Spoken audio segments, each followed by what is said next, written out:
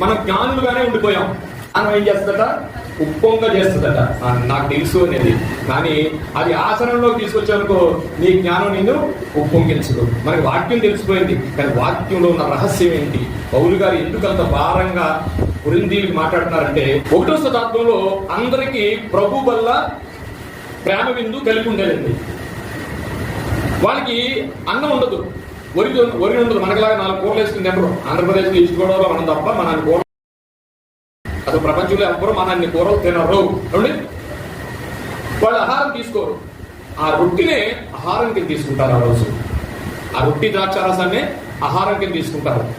అలాంటి సమయాల్లో 11వ వచనంలో 11వ అధ్యాయానికి ముందండి, 11వ అధ్యాయానికి ముందు చాలా జరిగాయి.